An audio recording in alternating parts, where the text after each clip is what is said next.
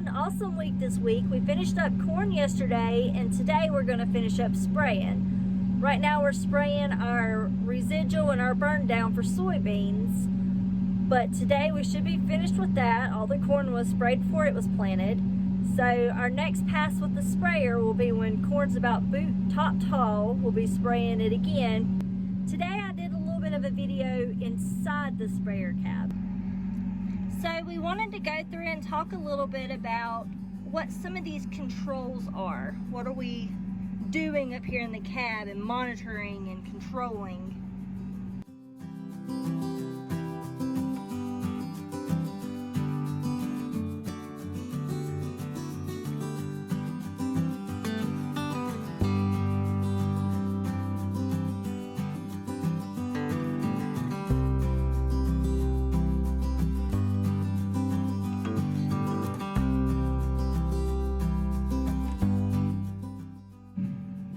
Are the main gauges for the sprayer itself.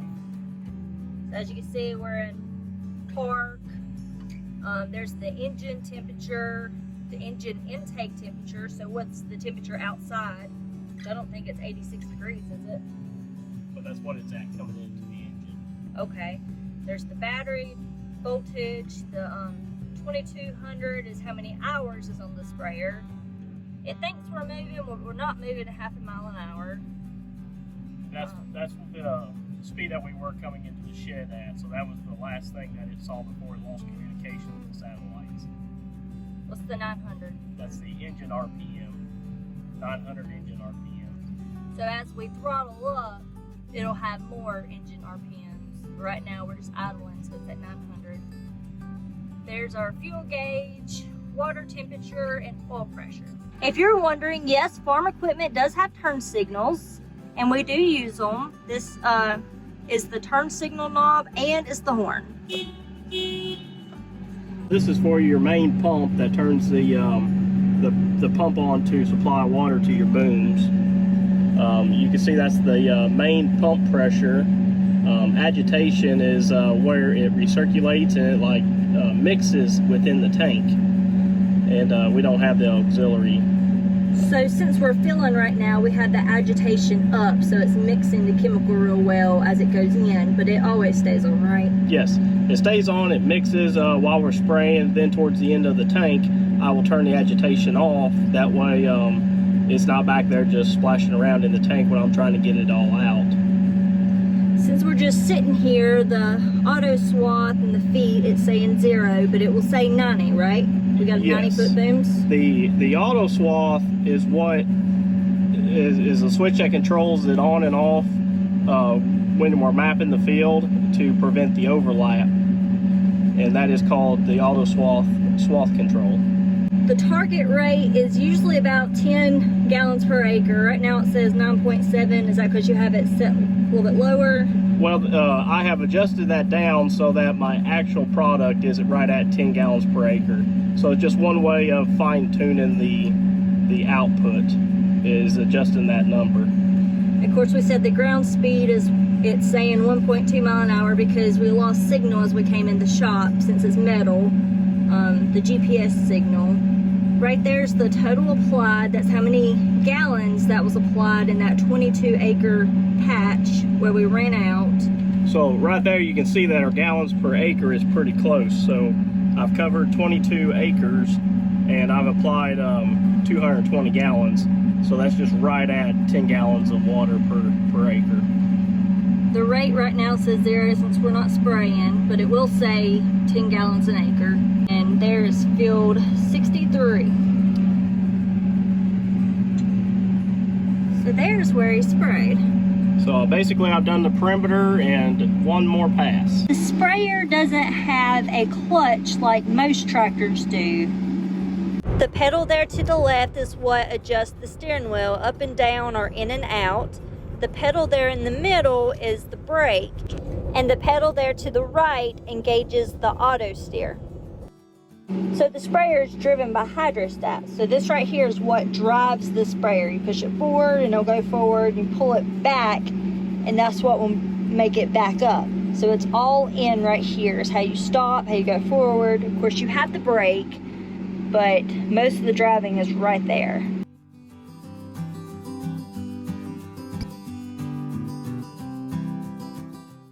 This is the main joystick that forwards and backwards controls the forward speed and then reverse.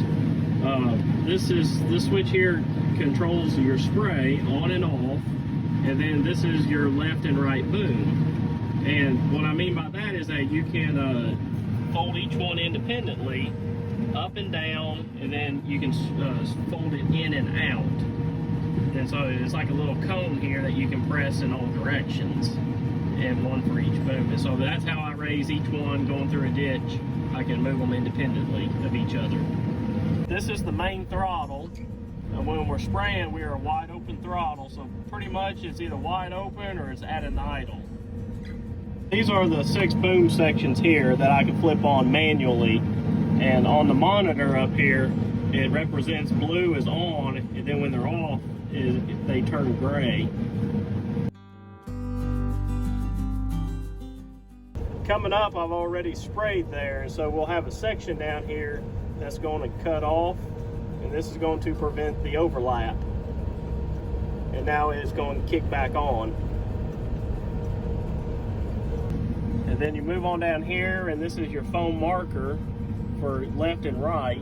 So this is the boom up and down. It raises the whole boom mast up or down, and then this switch here folds both booms in and out at the same time. And then a couple more switches back here. This is a electric switch to it disables the whole panel over here. That way you don't inadvertently fold out a boom or something going down the road or in the shed or something like that. You can turn that off to kill all electric power to the other switches. And this switch here controls my agitation and for my pump pressure. You can see spraying, we're at 2200 RPMs and we spray at about 10 mile an hour. The sprayer will run up to 30 mile an hour.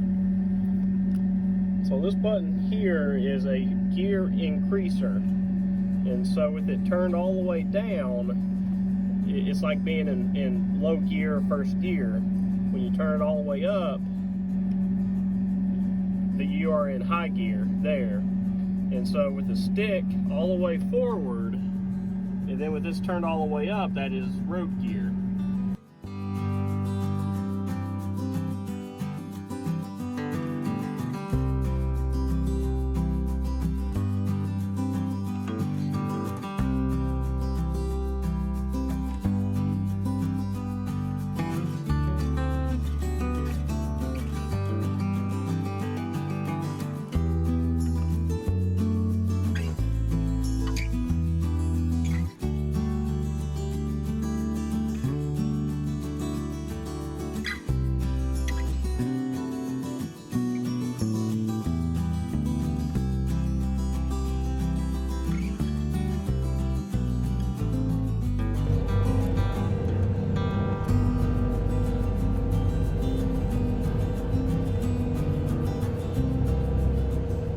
Does the sprayer drive itself?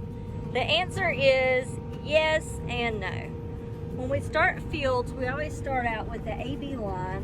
I'm not sure if you can see on the monitor there, but it's an AB line that we do from one point in the field to the other point. And it's a straight line that the GPS and the sprayer follows. But of course, with everything, it does not drive itself totally by itself. We still have things in the middle of the field, like this power pole, that we're gonna have to dodge. So let's see how well he dodges this. Beautiful, beautiful. So see, he took control there to go around the power pole. We're still going around the power pole. Spray both sides of it.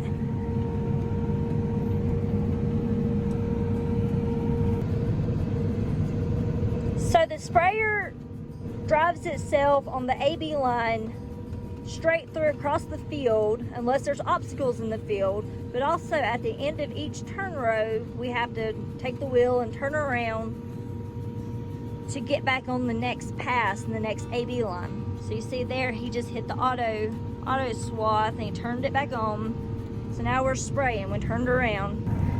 So what are we doing while we're in the sprayer and it's driving itself across the field? Well, we are constantly monitoring the sprayer. We're looking for spray nozzles, making sure all the nozzles are spraying, making sure all the sections are spraying. We're watching boom height, making sure the booms isn't going to hit the ground in any way. There's, you know, hills and berms, ditches that can cause the sprayer booms to go in the ground or one side to go way up. So we're constantly monitoring things like that. We're also monitoring the monitor and the pressure. So I have to tell on Devon this year, one of the little things he did.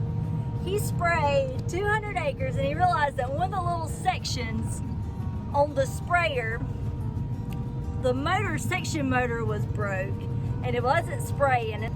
He had to go back and respray all of that ground with just one little, 10-foot section? 15-foot section sprayer spraying. So the whole 90-foot wasn't spraying, it was just the 15 foot that he missed during that 200 acres. Each section, there's 6 sections on this sprayer, and one of the sections, one of the motors, there's 6 motors that control each section. So what it is that it's a motor that turns 90 degrees and turns a ball valve on and off. Well, that electric motor quit working on me, and it was one that was right behind me, and so it was hard to see. And so that motor, the monitor was saying that it was spraying, but it physically was not turning on, and so it was a little bit delayed catching it. But I went back, resprayed everything I had that day, and I got a full burn down on everything. So I went back and covered everything that I might have missed. But he just sprayed 15 foot the second time, not the whole 90 foot. Just that one little section.